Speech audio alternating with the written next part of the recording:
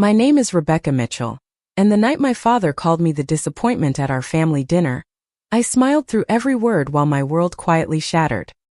He raised his wine glass, looked around the mahogany table at faces I'd known my entire life, and said with that signature grin of his, "My daughter's always been good at drawing pretty pictures while the real builders shape this city." The laughter that followed wasn't cruel, not exactly. It was worse. It was casual, comfortable, the kind of laughter that comes when everyone agrees with a truth so obvious it doesn't need defending. Before we jump back in, tell us where you're tuning in from. And if this story touches you, make sure you're subscribed because tomorrow, I've saved something extra special for you. I sat there in my mother's dining room, the same room where I'd eaten 1,000 meals, where light from the crystal chandelier painted everything in warm amber tones that should have felt like home but instead felt like a stage. My fork hovered over the untouched duck on my plate. My husband David's hand found my knee under the table, a gentle pressure that meant breathe, just breathe, we'll talk about this later. But there was nothing to talk about, not really. Because beneath the polite laughter and the clinking of silverware against china, beneath my father's booming voice as he launched into another story about closing deals and transforming neighborhoods, I already knew what I had to do. This wasn't the first time Frank Mitchell had made me feel small, but it would be the last time I let him erase me. The thing about Savannah is that everything here has a history. Every brick, every wrought iron gate, every sprawling oak draped in Spanish moss carries stories that go back centuries. My father built his fortune tearing down the old to make room for the new, and for 30 years, the city let him because progress, he'd say, doesn't wait for sentimentality. But I'd spent my entire career trying to save what he wanted to destroy, trying to prove that you could honor the past while building the future. The Whitmore Building had been my masterpiece, the project that should have made my name in this town. Instead, it made his. Dinner at my parents' house happened every Sunday like clockwork, a tradition my mother upheld with the same precision she applied to arranging flowers and coordinating her pearls with her cardigans. The Mitchell family estate sat on the edge of Forsyth Park, a sprawling historic home that my father loved to call his testament to what hard work could achieve. Never mind that he'd gutted the interior and stripped away most of its original character. To him, the facade was enough. The appearance of preservation without the inconvenience of actually preserving anything. That particular Sunday, the October air had cooled just enough that my mother insisted we eat in the formal dining room instead of the back veranda. Richard Caldwell was there, my father's business partner and oldest friend, a man who laughed at all of Frank's jokes and nodded at all of Frank's opinions.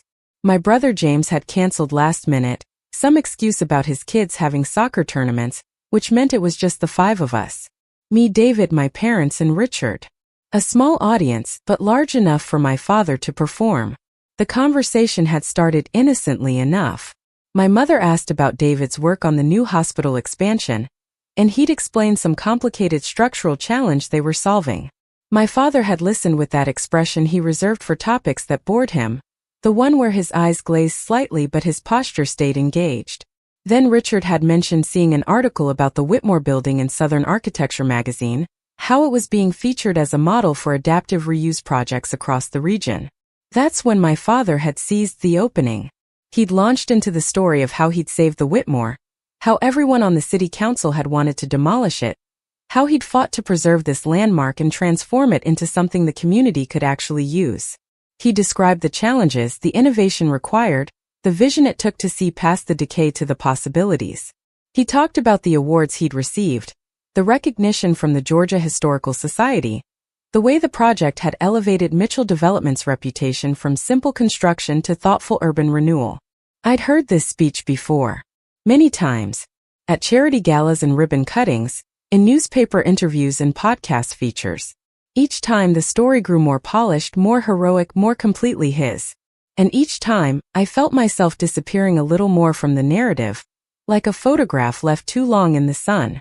But that night when Richard had turned to me and said, almost as an afterthought, "Becca, you do something with old buildings too, don't you?" And my father had responded with that line about pretty pictures and real builders, something inside me finally cracked. Not loudly, not dramatically, just a clean, quiet break like ice on a warm day. David had squeezed my knee harder. My mother had suddenly become very interested in refilling everyone's water glasses. Richard had chuckled and raised his own glass in agreement. And I had smiled, the same smile I'd perfected over 32 years of being Frank Mitchell's daughter, and said, "Just drawing, Dad. Nothing as important as what you do." The rest of the dinner blurred. There was dessert, my mother's famous pecan pie. There was coffee and brandy for the men. There was talk of upcoming projects and political maneuverings at City Hall. I participated enough to seem present, laughed at appropriate moments, asked polite questions. But inside I was somewhere else entirely. I was in the Whitmore building 3 years ago, standing in what used to be the main lobby, looking up at the soaring tin ceiling that everyone said couldn't be saved. I was at my drafting table at 2 in the morning, solving the structural puzzle of how to preserve the exterior walls while completely reimagining the interior. I was in meeting after meeting with the Historical Preservation Board, defending every choice, every compromise, every innovation that would allow that building to survive. I was everywhere my father had never been, doing all the work he'd never done, creating something he'd simply signed his name to. When we finally left that night, David waited until we were in the car, pulling away from the circular driveway before he spoke. "We need to talk about what just happened in there." "There's nothing to talk about," I'd said, watching the historic district roll past my window, all those beautiful old homes lit from within like lanterns. "Becca, he took credit for your entire project. Again. In front of everyone." "I know. And you just sat there. What else was I supposed to do? Stand up and announce that my father's a liar? Ruin Sunday dinner? Make my mother cry?" David had been quiet for a long moment, his hands tight on the steering wheel. We'd been married for 4 years, together for 6, and he knew me well enough to recognize when I was using calm as a shield. "You're the most talented preservation architect in this city," he'd finally said. "The Whitmore project was genius. Everyone in the industry knows it. But the public thinks it was all Frank, and you just let him keep saying it. What choice do I have? He owns the development company. His name is on the contracts. The city records list him as the principal architect because he has the developer's license. I was just the consultant, remember? Just the person who actually designed everything." "That's not true, and you know it. You have the original drawings. You have the emails. You have the structural calculations. You have proof.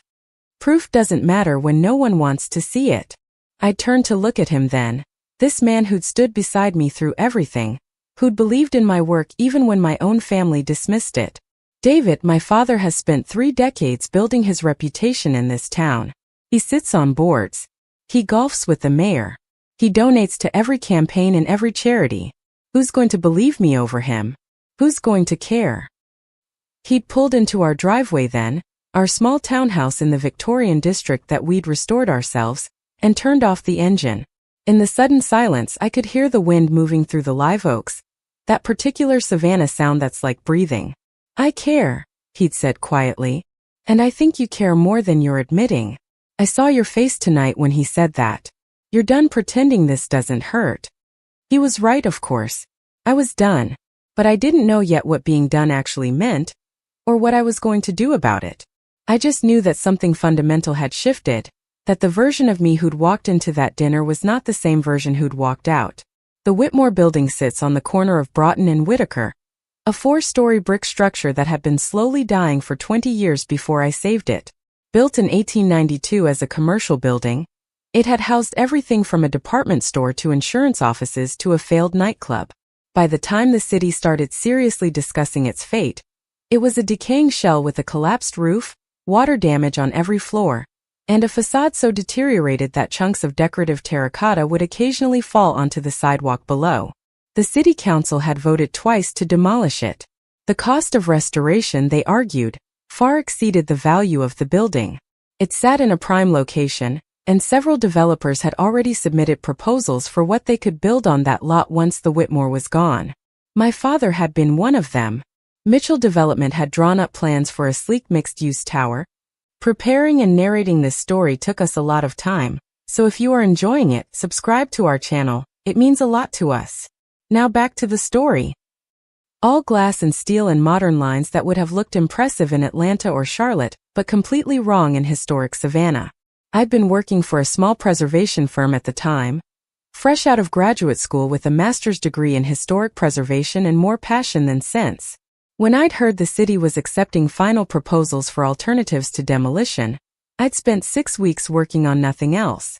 I'd measured every wall, documented every architectural detail, researched the building's history, and designed a comprehensive adaptive reuse plan that would preserve the historic character while creating economically viable modern spaces.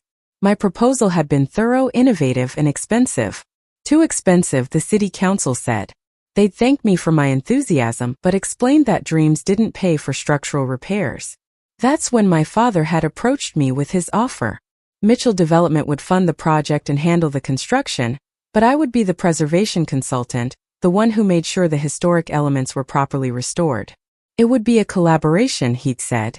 His resources and reputation, my expertise and vision. A family project that would benefit everyone. I'd been naive enough to believe him. The contract had been written to list Frank Mitchell as the principal architect of record, with me as the consulting preservation specialist. He'd explained this was necessary for licensing and liability reasons, that developers needed to be listed as the primary on projects of this scale, that it was just a technicality. I'd signed because he was my father, and because I'd wanted so desperately to save that building that I'd have agreed to almost anything. And because somewhere deep down, I'd believed that once the project was complete, once everyone saw what we'd accomplished, the truth of who'd done what would be obvious. I'd spent 18 months on that building. I'd been there when they carefully removed and cataloged every piece of the decorative tin ceiling. I'd been there when they discovered the original heart pine floors under layers of linoleum and carpet. I'd been there solving problem after problem, the kind of problems that only someone who truly understood both historic construction and modern engineering could solve. How do you bring a 19th century building up to current codes without destroying what makes it historically significant? How do you install modern HVAC and electrical systems in a structure never designed for them? How do you preserve the exterior while completely reimagining the interior layout? Every solution had been mine. Every drawing, every specification, every decision about what to save and what could be modified. David had helped with the structural calculations, but the vision, the design, the thing that made the Whitmore building a success, that had all come from me. The project had been completed a year and a half ago, and it had exceeded everyone's expectations. The ground floor was now a mix of retail and restaurant space. The upper floors had been converted into high-end apartments with exposed brick walls and massive windows that showcased those carefully restored tin ceilings. The building had won awards. It had been featured in magazines. It had sparked a renewed interest in preservation-based development throughout the historic district. And my father had accepted every accolade, given every interview, taken every bow. My name appeared in the project documentation as a consultant, buried in a list of contractors and specialists. If you knew where to look, you could find me mentioned in the fine print. But to anyone reading the Southern Architecture article or attending the Georgia Historical Society Awards ceremony or listening to my father's speeches, the Whitmore building was Frank Mitchell's triumph. His vision, his risk, his legacy. I told myself I didn't care about the recognition. I told myself that knowing I'd saved the building was enough, that the work itself was the reward. But sitting at that dinner table, listening to my father describe challenges I'd solved as if he'd solved them, hearing him accept credit for innovations I'd created, I'd realized I'd been lying to myself. I did care. I cared desperately. Because it wasn't just about one building. It was about my entire career, my identity, my worth. If I let him take the Whitmore, what else would I let him take? What would be left of me if I kept disappearing from my own story? That night after we got home, I couldn't sleep. I lay in bed listening to David's steady breathing beside me, watching shadows from the streetlight move across our ceiling, and thinking about legacies. My father loved to talk about legacy, about leaving a mark on the world, about being remembered. The irony was that he was building his legacy by erasing mine.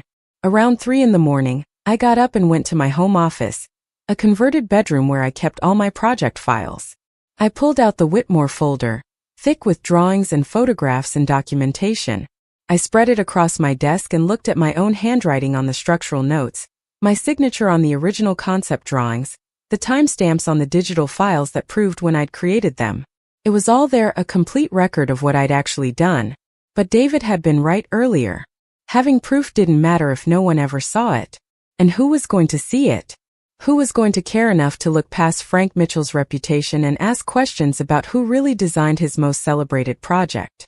I was still sitting there when dawn started to lighten the windows, still staring at the evidence of my own work, when my phone buzzed with an email.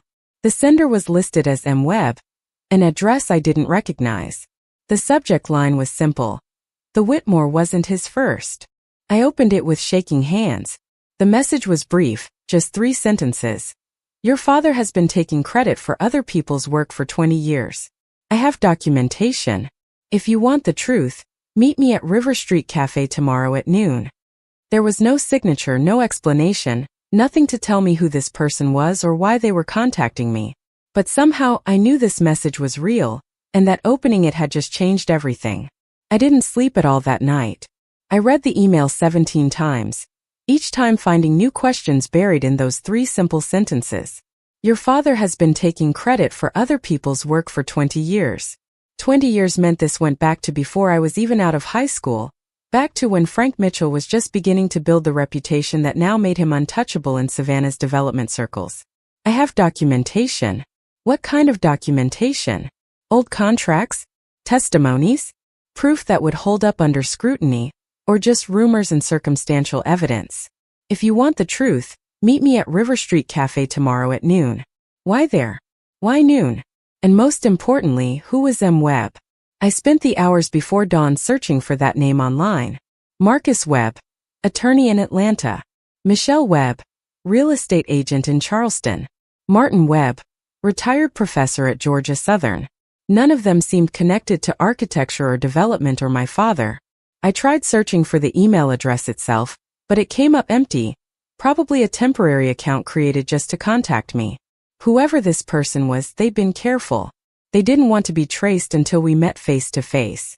David found me still at my desk when he woke up at 6, my laptop surrounded by cold coffee cups and printouts of my Whitmore documentation. He leaned against the doorframe in his pajamas, hair sticking up on one side, and just looked at me with that expression that meant he already knew I'd been up all night spiraling. Tell me you didn't work through the night again, he said. I turned the laptop toward him, showing him the email. He read it slowly, his expression shifting from concern to alert. Who's M. Webb? I have no idea. But they say they have proof that my father's been stealing credit for decades. Could be a trap. Could be someone trying to get information from you or set you up somehow. Or it could be someone who finally has evidence that backs up what I already know is true. I stood up, my back stiff from hours in the desk chair, and walked to the window. Our street was just starting to wake up. A jogger passing under the streetlights, a neighbor retrieving their newspaper. Normal Monday morning activities for normal people, who weren't contemplating whether to meet a stranger who claimed to have proof their father was a fraud. I'm going to meet them. Becca, think about this. You don't know this person. You don't know what they want. They want the same thing I want. The truth. Maybe. Or maybe they have an agenda. Maybe they're a competitor of your dad's trying to dig up dirt. Maybe they're a disgruntled former employee. Maybe they're just someone who gets off on stirring up family drama. I turned to face him, and he must have seen something in my expression because his shoulders dropped slightly in resignation. You've already decided, he said. I have to know. Even if it's nothing, even if this person is crazy or lying or whatever, I have to know if there's more to this than just the Whitmore. Because if it's a pattern, if he's been doing this for 20 years like they say, then it's not just about me. It's about everyone he stepped on to build his empire. David crossed the room and put his hands on my shoulders, looking at me with that steady gaze that always made me feel both seen and safe. Then I'm coming with you. You have work. That hospital project meeting is today. I'll reschedule. I'm not letting you walk into this alone. Part of me wanted to argue, to insist I could handle it myself, to prove I didn't need protection or backup. But a bigger part of me was grateful. Whatever I was about to walk into, having David beside me made it feel less like jumping off a cliff, and more like taking a calculated risk. River Street Cafe sat along the riverfront, one of those tourist-friendly spots with outdoor seating, and a view of the cargo ships moving up and down the Savannah River. At noon on a Monday in October, it was busy but not packed, a mix of tourists and locals grabbing lunch. David and I arrived 10 minutes early and chose a table near the back corner with a view of the entrance. I ordered coffee I wouldn't drink and tried not to look as nervous as I felt. What if they don't show? I asked. Then we have a nice lunch and go home. What if they do show and it's all nonsense? Then we have the same information we had this morning and we go home. What if it's real? What if they actually have proof? David reached across the table and took my hand. Then we figure out what to do with it. Together. At 12:03, a man walked in who looked like he was searching for someone. He was probably in his late 50s, thin in a way that suggested weight loss rather than natural build, with graying hair and glasses that kept sliding down his nose. He wore khakis and a button-down shirt that had seen better days, and he carried a leather messenger bag that bulged with papers. He scanned the cafe, and when his eyes landed on me, something shifted in his expression. Recognition maybe, or confirmation. He walked directly to our table. Rebecca Mitchell? That's me. And you're M. Webb? Marcus Webb. He glanced at David. I didn't know you'd bring company. This is my husband, David Harrison. Whatever you have to say to me, you can say in front of him. Marcus hesitated, then nodded and slid into the chair across from us. Up close, he looked tired, like a man who hadn't slept well in years. There were shadows under his eyes and lines around his mouth that spoke of stress or worry or both. He set the messenger bag carefully on the floor beside him, protective, like it contained something precious. Thank you for meeting me, he said. I wasn't sure you would. I almost didn't. I don't know you, and your email was cryptic at best. Had to be. I've been careful for a long time, making sure I didn't attract attention. But when I saw that article about the Whitmore building, when I read your father's quotes about his vision and his design work, I knew I couldn't stay quiet anymore. A server approached and Marcus ordered black coffee with hands that trembled slightly. We waited in tense silence until the server left, and then I leaned forward. Your email said my father's been taking credit for other people's work for 20 years. Explain that. Marcus pushed his glasses up and took a breath like a man about to jump into cold water. I used to work for the city planning department. I was the director of historic preservation for 12 years, from 2003 to 2015. During that time, I reviewed every major development project in the historic district, including several of your father's. I remember. You left the department suddenly. There were rumors about a scandal, but nothing was ever confirmed publicly. There was no scandal. Not officially. But I discovered something that certain people wanted to stay hidden, and when I wouldn't let it go, I was pressured to resign. They made it clear that if I went public with what I knew, my career in urban planning would be over. Not just in Savannah, but everywhere. So I took the severance package and disappeared. David leaned forward, his engineer's mind already working through the implications. What did you discover? Marcus reached down and pulled a manila folder from his messenger bag. It was worn at the edges, clearly handled many times. He laid it on the table between us but kept his hand on it, as if reluctant to let it go. In 2009, there was a project to restore the old Mercer House carriage building. Beautiful structure, historic significance, badly deteriorated. The city put out a request for proposals, and several firms submitted designs. There was a young architect named Claire Thompson who worked for a small firm, and her proposal was extraordinary. Innovative, respectful of the historical elements, economically feasible. The review committee was prepared to approve it. He paused as the server returned with his coffee. He wrapped both hands around the cup but didn't drink. Then Frank Mitchell got involved. He approached the city council directly, bypassed the review committee, and proposed that Mitchell Development take over the project. He submitted a design that was remarkably similar to Claire Thompson's proposal. Nearly identical actually in all the important ways.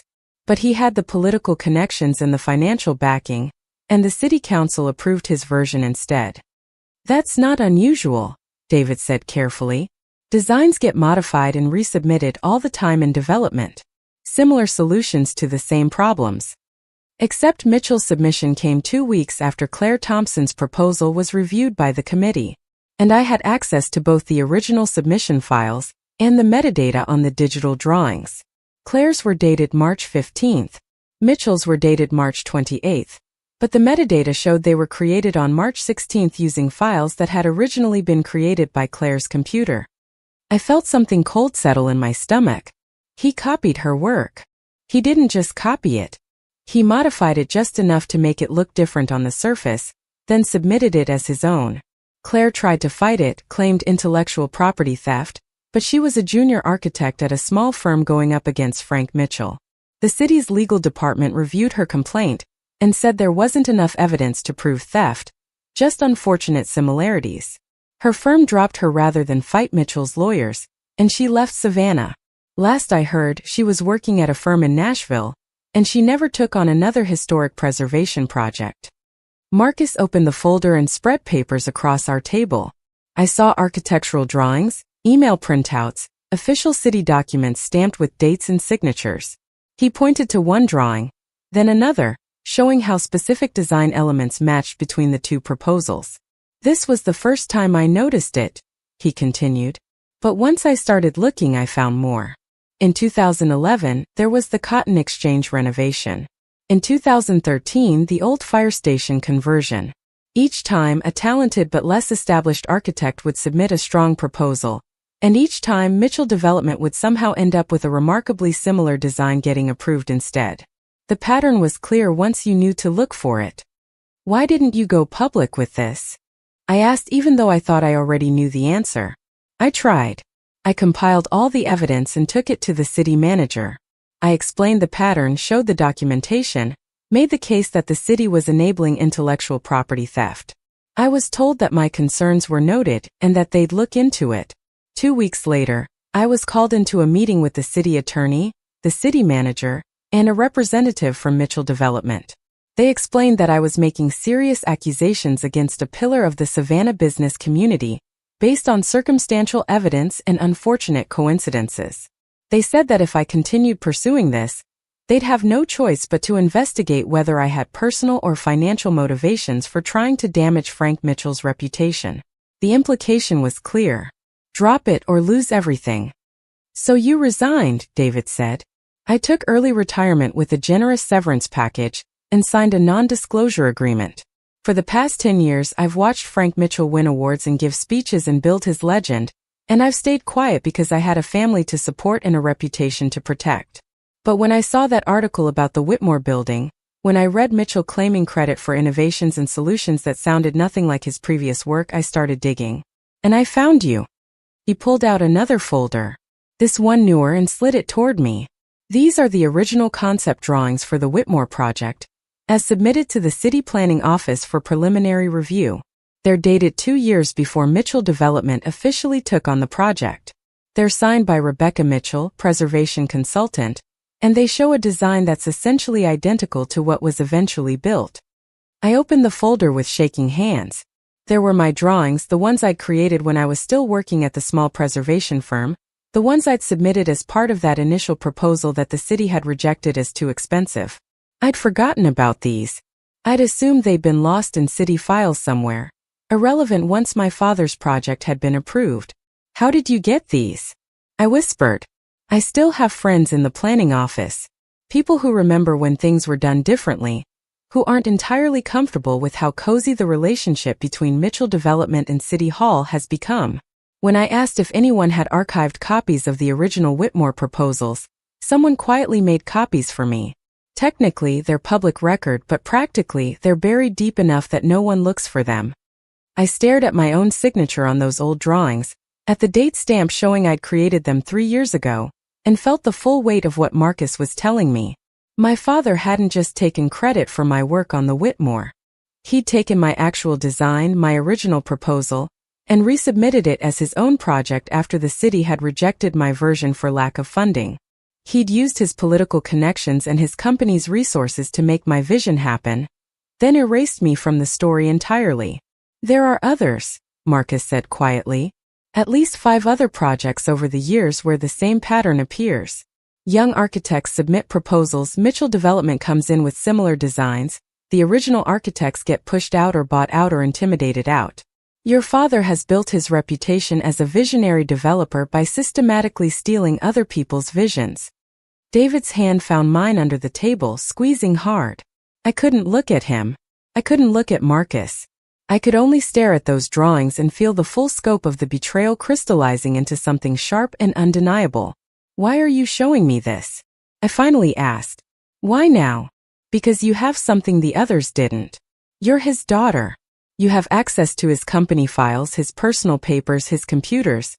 You can find the evidence that I can't access anymore, the internal emails and documents that would prove this wasn't just coincidence or parallel thinking.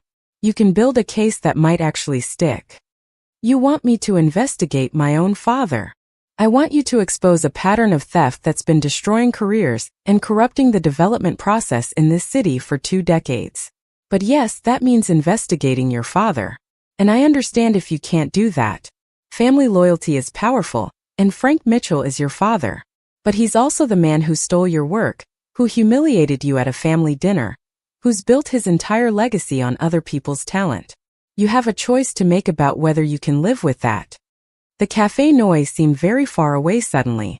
The conversation of tourists at nearby tables, the clink of dishes, the hum of the river traffic outside, all of it faded into background static. I looked at David, and he looked back at me with an expression I couldn't quite read. Not judgment, not encouragement, just a steady presence that said, "Whatever you decide, I'm here." "If I do this," I said slowly, "if I start digging and find what you think I'll find, what then? You said yourself that you were threatened and forced out when you tried to expose this. What makes you think anything would be different now?" "Because you have what I never had. You have proof of your own involvement. You have documentation showing you created the work he claimed as his. That's not circumstantial evidence or suspicious similarities. That's direct proof of fraud.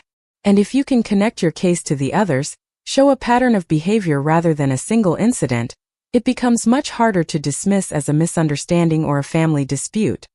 It also becomes a much bigger story," David said. "The kind of story that destroys reputations and ends careers and tears families apart."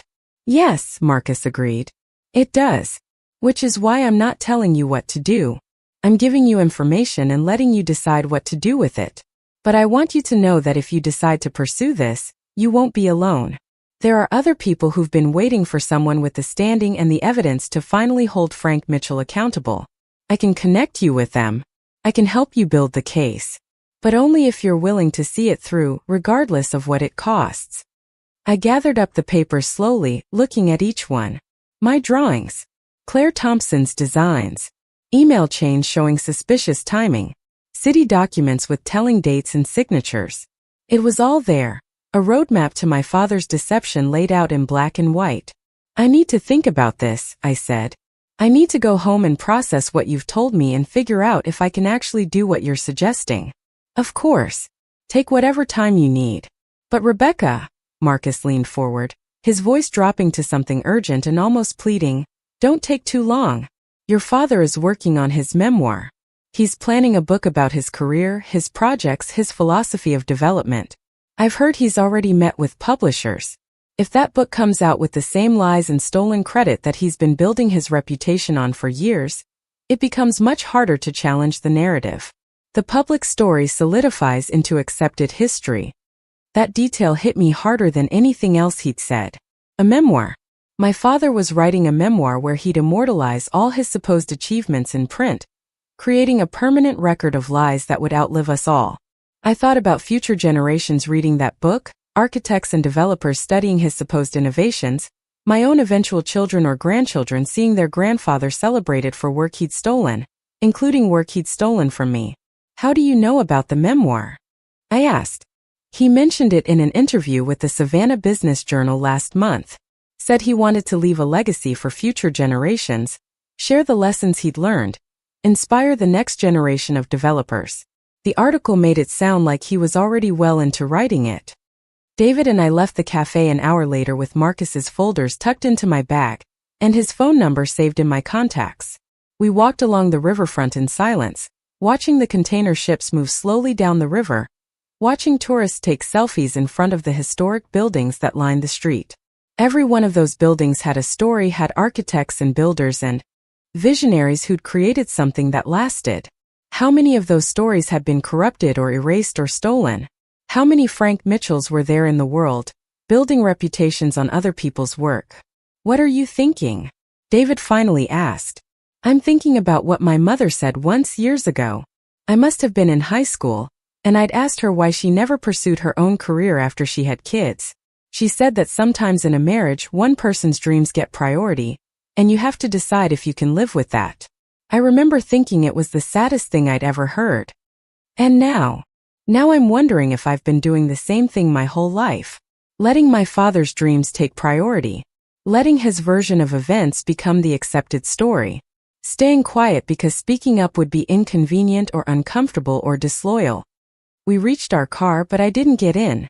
I leaned against the hood and looked back at the river, at the city I loved, the city my father claimed to have shaped.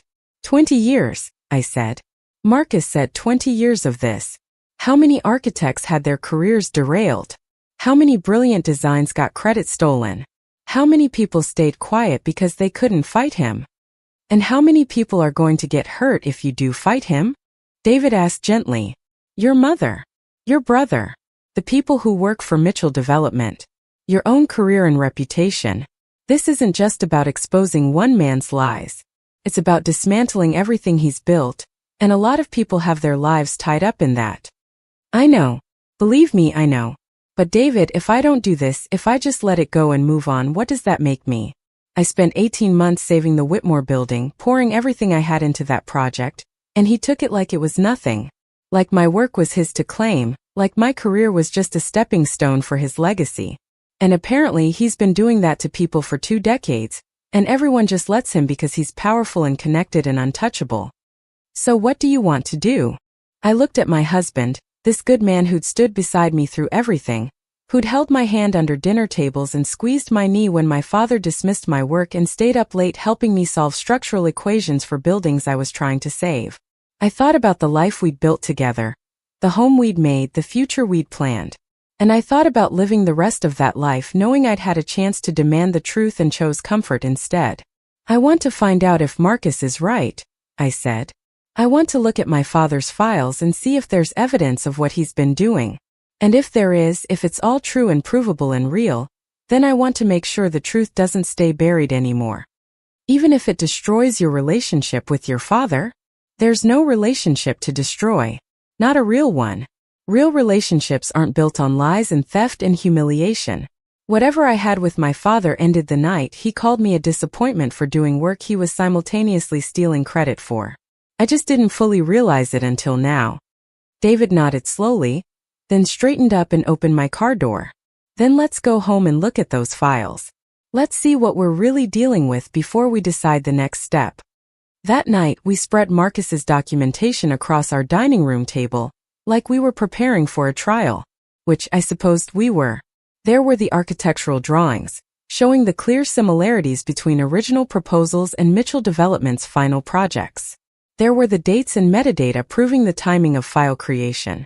There were emails from city planning officials discussing proposals, with telling gaps where correspondence should have been but wasn't. There were newspaper articles about Frank Mitchell's award-winning projects, each one celebrating his vision and innovation without mentioning the architects whose work had informed or directly inspired those designs. And there was my own work, the Whitmore drawings I'd created 3 years ago, the proposal the city had rejected, the design my father had somehow transformed into his celebrated project. I laid those drawings next to the published photos of the completed Whitmore building, and saw my vision realized exactly as I'd imagined it, down to the smallest details. Every choice I'd made, every problem I'd solved, every innovation I'd created, all of it was there in that building. And none of it was credited to me. The next morning I called in sick to work for the first time in 2 years.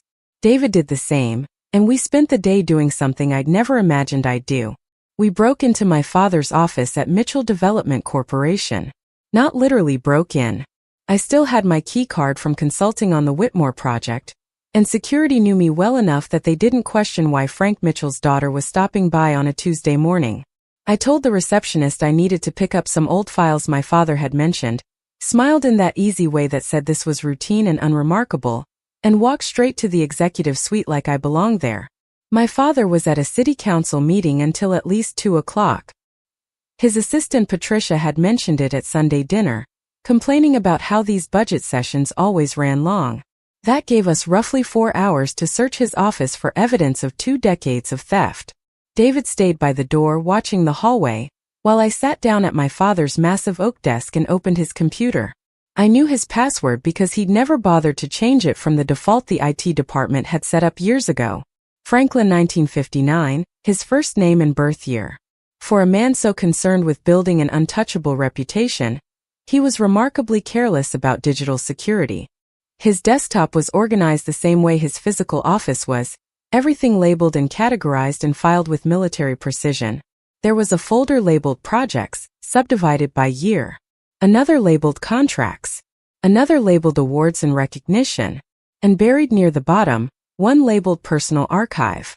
I started with Projects and began opening files from 10 years ago, looking for anything related to the cases Marcus had mentioned.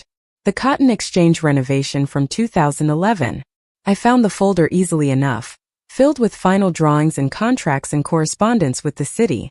But there was also a subfolder labeled Preliminary, and when I opened it, I found something that made my hands go cold. There were 2 sets of drawings for the Cotton Exchange project. One set was dated May 2011 and signed by Mitchell Development's in-house architect. The other set was dated March 2011 and signed by someone named James Winters from a firm I didn't recognize. The designs were nearly identical in their major elements: the layout of the commercial spaces, the treatment of the historic facade, the solution for the structural challenges. But the March drawings included handwritten notes and calculations, the kind of working documents an architect creates while developing a design. The May drawings were clean, polished, final versions with no trace of the development process. I photographed both sets with my phone, my heart pounding so hard I could feel it in my throat. Then I kept searching. The old fire station conversion from 2013. Another dual set of drawings, another architect whose work had been replicated and refined just enough to look like evolution rather than theft. The Mercer House carriage building from 2009 that Marcus had mentioned specifically. Same pattern. Original proposal from an outside architect in March, final Mitchell development drawings in April that captured all the innovative solutions from the original, while technically being just different enough to avoid obvious copying. By the time I worked my way through a decade of projects, I'd found 8 clear instances of the same pattern. Young architects submitting proposals. Mitchell Development coming in weeks later with suspiciously similar designs. The original architects fading from the record while my father's reputation grew. David kept watch by the door, occasionally checking his phone for the time. We were 90 minutes in when he whispered, "Becca, we should wrap this up soon. We're pushing our luck." Just a few more minutes. I want to check his email archives. I opened his email program and started searching for names. Claire Thompson, the architect Marcus had mentioned from the Mercer House project. I found an email thread from April 2009 between my father and Richard Caldwell, his business partner. Frank's message read, "The Thompson design is exactly what we need for the carriage house project. Clean, historically appropriate, economically feasible. Problem is the city's already seen it attached to her firm's proposal. Thoughts?" Richard's response came 2 hours later. Modify the facade treatment and the interior layout just enough to make it legally distinct. We have the political capital to get city council approval, regardless of the planning committee's recommendation. Thompson's firm is small. No resources to fight us even if they suspect something. By the time they could mount a legal challenge, the project will be approved and under construction. My father's reply was a single sentence. Make it happen. I photographed the entire email chain, then kept searching. I found similar exchanges for 3 other projects, the same casual discussion of taking other people's work and modifying it just enough to avoid legal liability. The tone throughout was businesslike, practical, completely devoid of any awareness that they were discussing intellectual property theft. To them, this was just smart business, using every available resource to win projects and build the company's reputation. In the personal archive folder, I found something even more damning. There was a document titled Mitchell Development Strategic Approach, dated 2008, that laid out what my father called his competitive advantage strategy. The relevant section read, "Rather than investing heavily in innovative design development, Mitchell Development will leverage the competitive RFP process to identify the strongest design concepts from smaller firms who lack the political connections and financial resources to execute large projects. By maintaining close relationships with city planning officials and council members, we can ensure early access to submitted proposals and sufficient time to develop legally distinct variations that incorporate the best elements of competing designs. This approach allows us to consistently deliver award-winning projects while minimizing design development costs and timeline risks.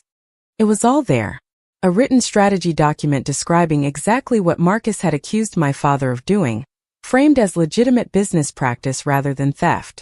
My father had created a systematic approach to stealing other people's work and had documented it in his own corporate files like it was something to be proud of. I was photographing this document when David hissed from the doorway. "Someone's coming." I closed all the files and folders, trying to return the computer to exactly the state I'd found it in. My hands were shaking so badly I could barely control the mouse. David pulled me away from the desk just as footsteps approached down the hallway. Patricia Monroe, my father's longtime assistant, appeared in the doorway. She looked surprised to see us but not alarmed. "Rebecca? I didn't know you were stopping by today." "Just picking up some old Whitmore files Dad said he had," I said, hoping my voice sounded steadier than I felt. "We were just leaving." Patricia's eyes moved past me to the desk, to the computer still glowing with its screensaver, to the way David was positioned like he'd been keeping watch. Something shifted in her expression, a calculation happening behind her professional smile. "Did you find what you needed?" she asked carefully. "Yes, thank you. We'll get out of your way." We walked past her toward the elevator, moving at a normal pace even though every instinct screamed to run. I didn't breathe properly until we were in the parking garage in our car, pulling out onto the street. "Do you think she knew?" David asked. "That we were snooping instead of picking up files?" "Probably.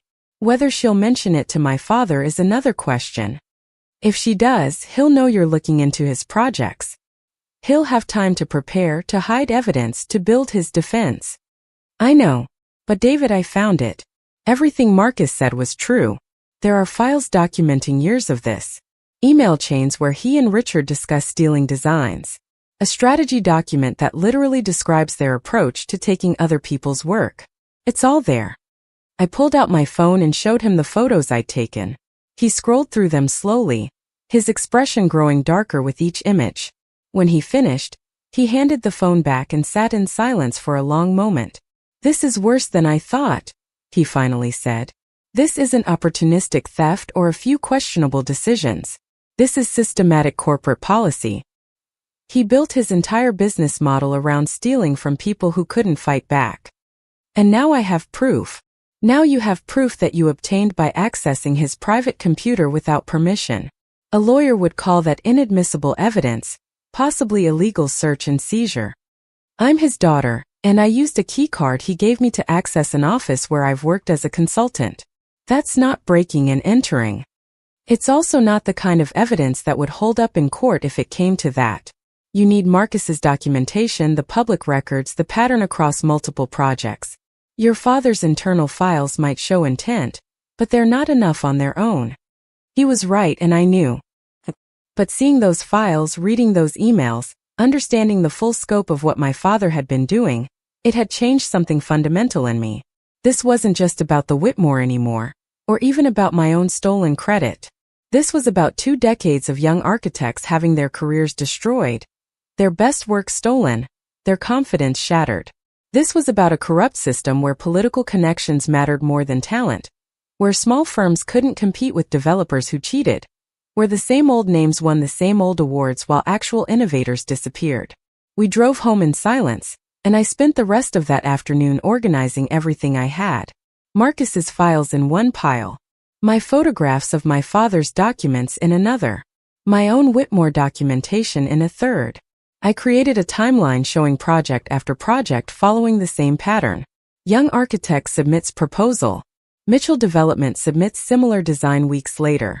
Original architect disappears from the project.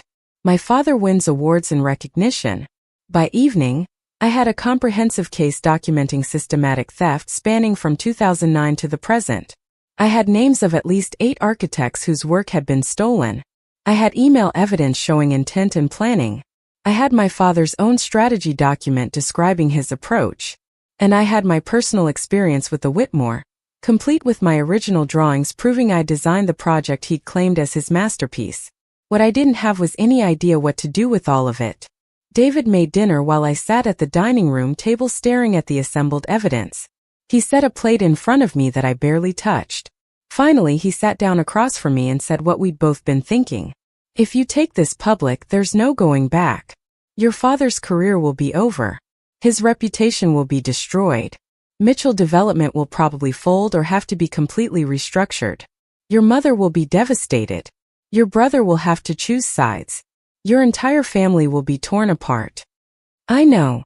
And you'll be the one who did it. People won't remember the evidence or the pattern of theft. They'll remember that Frank Mitchell's daughter destroyed him. Some will call you brave. Others will call you vindictive or disloyal. Your name will be tied to this scandal forever. I know that too. So I need you to be absolutely certain. Is this worth it? Is exposing him worth everything it's going to cost? I looked at the evidence spread across our table, at the names of architects whose stories had been erased, at my own drawings for the Whitmore building that should have been my triumph and instead became his. I thought about my father's planned memoir, about him immortalizing his lies in a book that would sit on library shelves and be studied by future generations. I thought about the next young architect who'd submit a brilliant proposal only to watch Frank Mitchell steal it and claim credit. Yes, I said. It's worth it. Not because I want revenge, though I'd be lying if I said there wasn't some satisfaction in finally holding him accountable, but because the truth matters. Because the people he stole from deserve to have their work acknowledged. Because the next generation of architects deserves a fair system where talent matters more than connections. And because I can't live with myself if I have this evidence and do nothing with it. David reached across the table and took my hand. Then we need a lawyer. Someone who specializes in intellectual property and professional ethics. Someone who can help us present this evidence in a way that can't be dismissed or buried. I don't even know where to start with that. I might. David pulled out his phone and scrolled through his contacts. Remember Jessica Chun? We went to grad school with her. She went into intellectual property law, specializes in creative industries and professional malpractice. Last I heard, she was at a firm in Atlanta. Let me reach out, see if she'd be willing to consult. While David made calls, I texted Marcus Webb. Found evidence.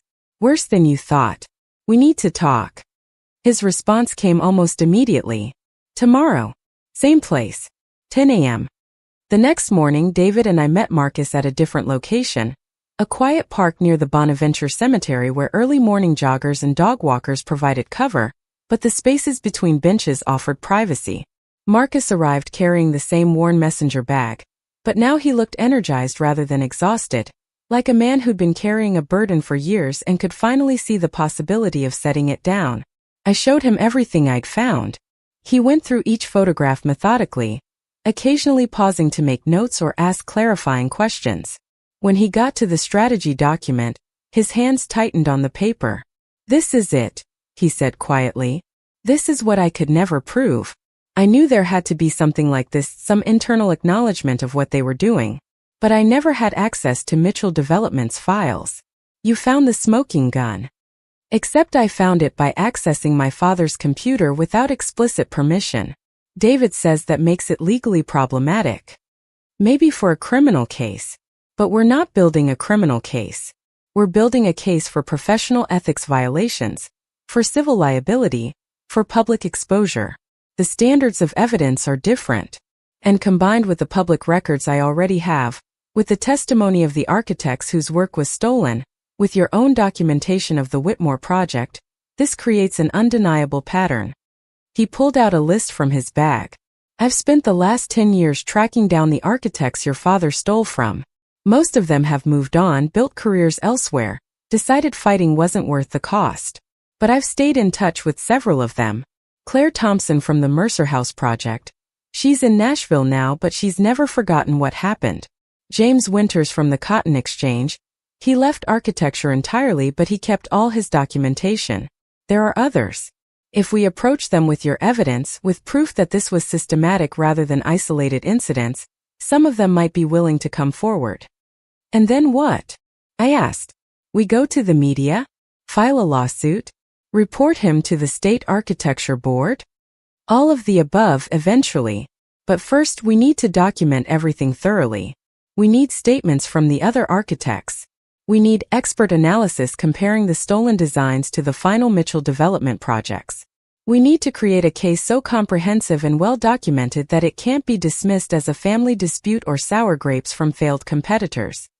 That could take months. It could. But your father's memoir gives us a deadline. Once that book is published, the public narrative solidifies. Right now, we have a window where we can challenge the story before it's set in stone. We need to move deliberately but not slowly. David had been quiet through this exchange, but now he spoke up. Jessica Chun can meet with us next week. She reviewed the photographs I sent her and says there's definitely grounds for a case, both civil and ethics complaints.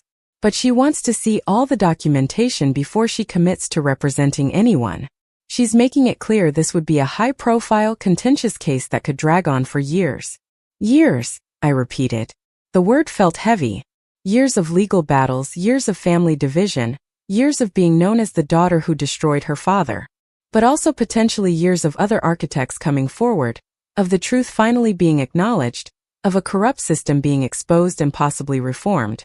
Marcus leaned forward, his expression intense. Rebecca, I need you to understand something.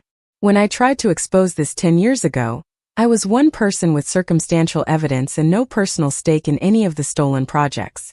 They crushed me anyway. You're Frank Mitchell's daughter with direct evidence of theft from your own work. You have standing that I never had.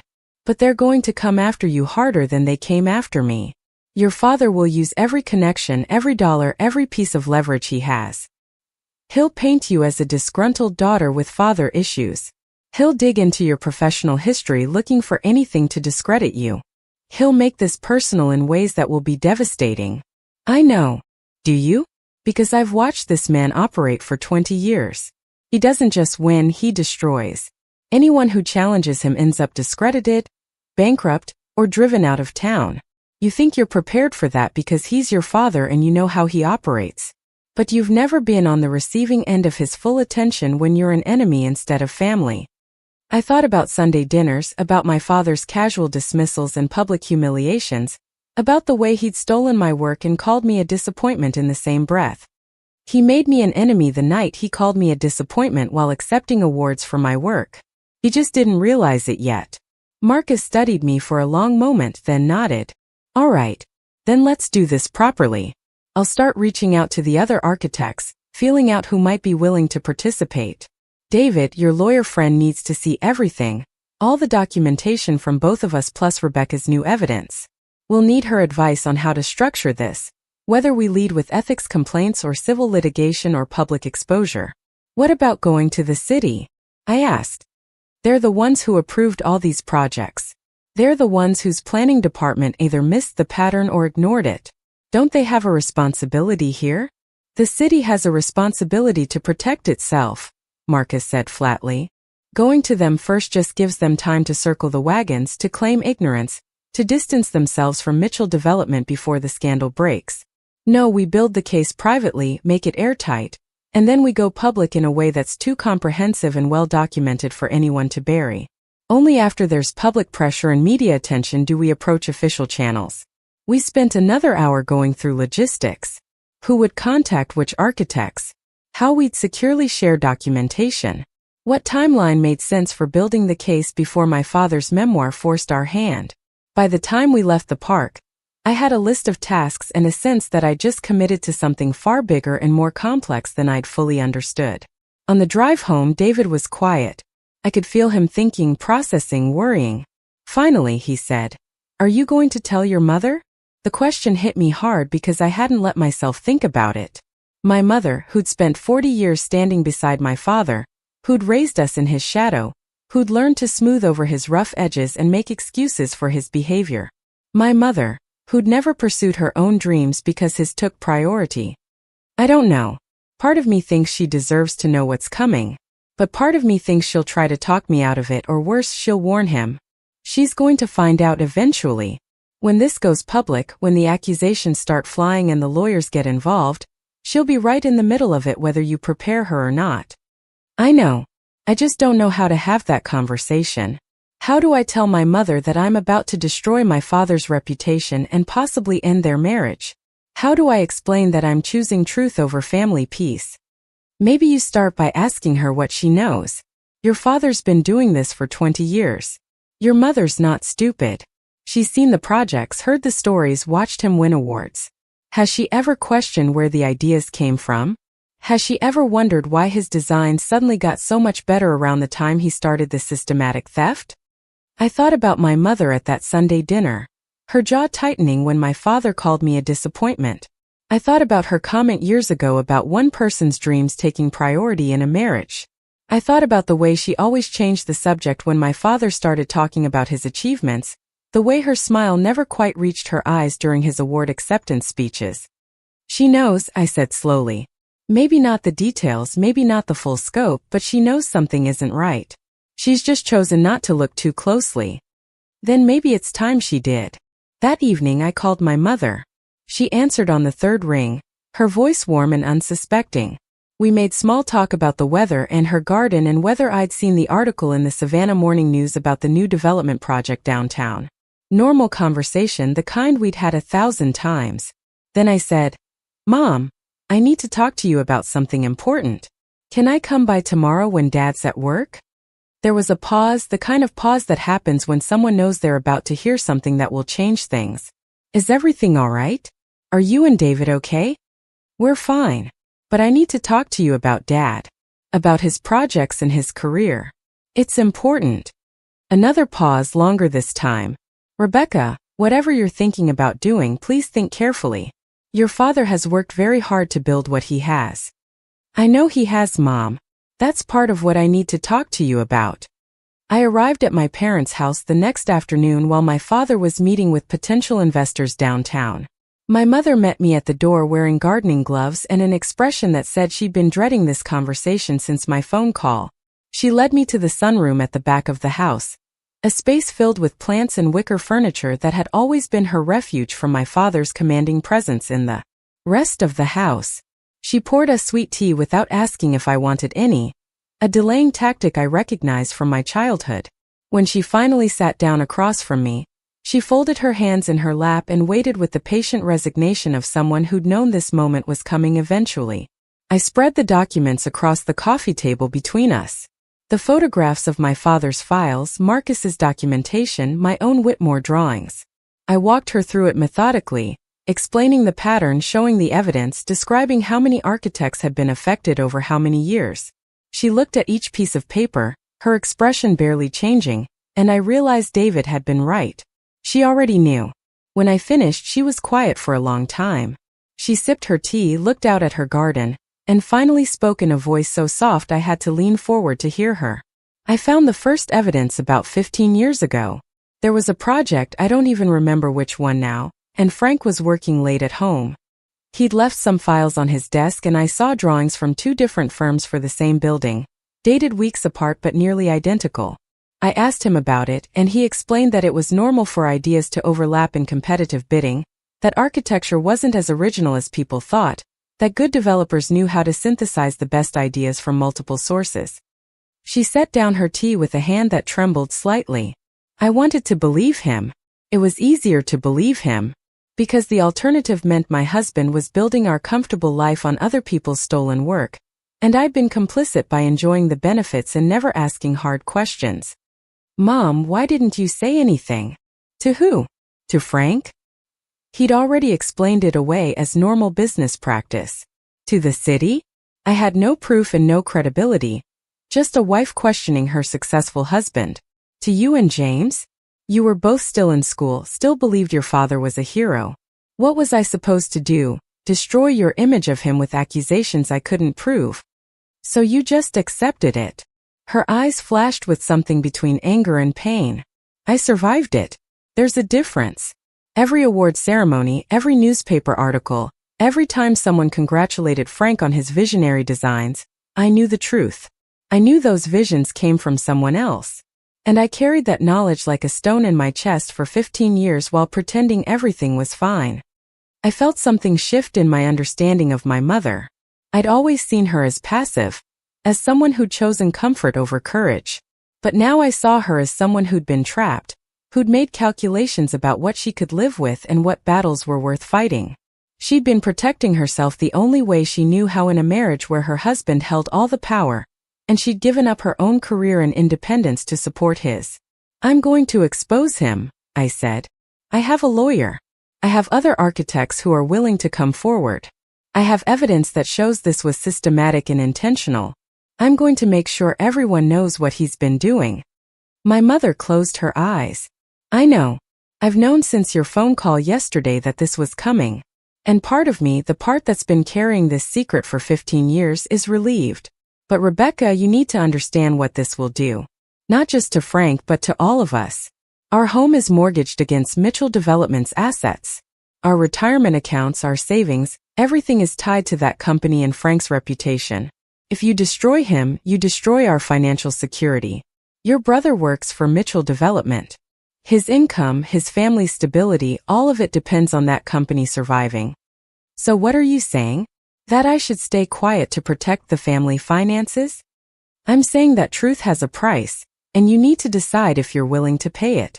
Not just for yourself but for everyone around you who'll get caught in the fallout. What about the architects Dad stole from? What about their price? Claire Thompson left the field entirely. James Winters gave up on preservation work. How many careers has he destroyed? How many talented people disappeared because they couldn't compete with someone who was cheating? My mother's composure finally cracked. Her voice rose with emotion I'd rarely heard from her. You think I don't know that? You think I haven't thought about those people every single day for 15 years? But I also thought about keeping a roof over my children's heads and food on the table and stability in a marriage that was already difficult. I made choices, Rebecca. Maybe not brave choices, maybe not honorable choices, but choices that let me survive. And now you're making a different choice, and I understand why, but don't judge me for the calculations I made when I didn't have your options. We sat in painful silence. The afternoon light slanted through the sunroom windows, illuminating dust motes and the gulf between us. Finally, I asked the question that had been haunting me since Marcus first showed me the evidence. Did you know about the Whitmore? Did you know he stole my work specifically? She looked at me with tears in her eyes. I suspected. When the project was announced and Frank started giving interviews about his design vision, I recognized things you talked about at family dinners. The way you'd solve the structural problems, the approach to preserving the tin ceilings, the layout of the apartments. It all sounded like conversations I'd heard you having with David. But I didn't want to believe Frank would do that to his own daughter. I told myself I was wrong, that coincidences happen, that maybe you discussed your ideas with him and forgotten. I didn't want to see the truth. And at Sunday dinner last week, when he called me a disappointment while describing my own work, I wanted to scream.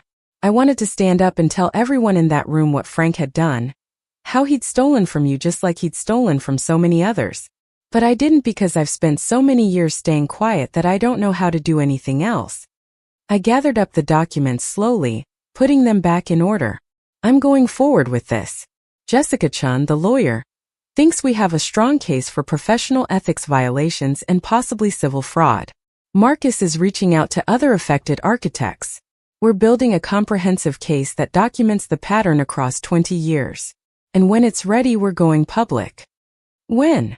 A few months, probably. We need time to gather all the evidence, get statements from witnesses, make sure everything is documented thoroughly enough that it can't be dismissed or buried. My mother stood and walked to the window, looking out at the garden she'd spent decades cultivating. Your father's memoir is scheduled for publication in 6 months. He's been working with a publisher, giving interviews, compiling his supposed achievements into a book. If you're going to do this, you'll need to do it before that book comes out.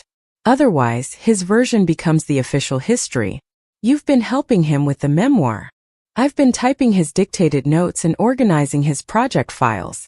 He wanted my help pulling together the documentation. So yes, I've been complicit in that too. I've been helping him immortalize lies in print, adding one more weight to the stone I've been carrying. She turned back to face me, and I saw exhaustion in every line of her face. If you expose him, I'll support you. Not publicly, not in ways that would make me a target for his anger, but privately. I'll give you any documentation you need that I have access to. I'll testify if it comes to that, though I hope it doesn't. And when this all falls apart, when the marriage ends and the finances collapse and everyone chooses sides, I'll choose yours. Because you're doing what I should have done 15 years ago, and I'm tired of being the woman who chose comfort over courage.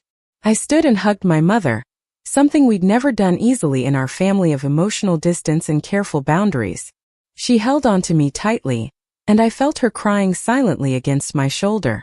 When we finally pulled apart, she wiped her eyes and tried to compose herself back into the polished version of Linda Mitchell she perfected over decades. Does David know you're doing this? She asked. He's helping me. He's the one who connected me with the lawyer. He's been documenting evidence and making sure we're building the case properly. I couldn't do this without him. Hold on to that man. Hold on to him tight. Because when this storm hits, and it will hit harder than you can imagine, you're going to need someone who stands beside you when everyone else is running for cover. I left my parents' house with more documentation than I'd arrived with. My mother had quietly made copies of my father's memoir draft, his project files going back 20 years, and correspondence with the publisher that showed he was planning to dedicate an entire chapter to the Whitmore Building and his supposed innovative approach to historic preservation. Reading those pages in my car before driving away, I felt rage and vindication in equal measure. He was planning to memorialize stealing my work, to teach future generations his fraudulent approach to success, to permanently erase me from the story of my own achievement. Over the next 6 weeks, the case against Frank Mitchell took shape. Jessica Chun flew down from Atlanta twice to review documentation and interview potential witnesses. Marcus successfully convinced 4 architects to come forward with their stories and evidence. Claire Thompson from the Mercer House Project, James Winters from the Cotton Exchange, and 2 others I'd never heard of whose work had been stolen for projects in the early days of Mitchell Development's rise. Each story followed the same painful pattern. Young architect with talent and vision, competitive proposal process, suspiciously similar Mitchell Development design appearing shortly after, original architect pushed out or bought out or intimidated into silence. Some had kept their documentation hoping one day to get justice. Others had destroyed it trying to move on from the betrayal. But all of them still carried the wound of having their best work stolen by someone with more power and fewer scruples. David and I spent countless nights at our dining room table, organizing evidence and preparing timelines and making sure every claim could be supported with documentation. Jessica insisted on thoroughness above all else. Frank Mitchell would have expensive lawyers and political connections, she reminded us constantly. Every piece of evidence needed to be unassailable. Every timeline needed to be accurate. Every witness needed to be credible. We were building a case that would withstand the best legal defense money could buy. Meanwhile, life continued its strange normalcy. I went to work at Heritage Preservation Associates, took client meetings, reviewed restoration proposals, and pretended I wasn't spending every spare moment preparing to destroy my father's career. David went to his hospital project, solved structural engineering problems, and came home to spend his evenings helping me wage war on my own family. We attended a friend's birthday party and smiled through conversations about upcoming holidays, and whose turn it was to host Thanksgiving, all while knowing that by Thanksgiving, our family would likely be shattered beyond repair. The hardest part was Sunday dinners. My father expected us every week, and declining too often would raise suspicion. So we went, and I sat at that mahogany table under that crystal chandelier and listened to Frank Mitchell hold court about his projects and his vision and his upcoming memoir. He'd started bringing draft chapters to read aloud, subjecting us to his version of events where he was the visionary hero, and everyone else was either an obstacle to overcome or a supporting player in his triumph. The Sunday he read the Whitmore chapter, I had to excuse myself halfway through and lock myself in the bathroom to avoid screaming. He described every challenge I'd solved, every innovation I'd created, every decision I'd made, all framed as his brilliant problem-solving and architectural instinct. He even included a passage about how family supported each other in pursuit of excellence, mentioning that his daughter had helped with some preliminary research, a footnote acknowledgement that erased my 18 months of intensive design work. David found me in the bathroom 10 minutes later, gripping the sink and breathing hard. "We can leave," he whispered. "We can tell them you're not feeling well and go home right now." "No.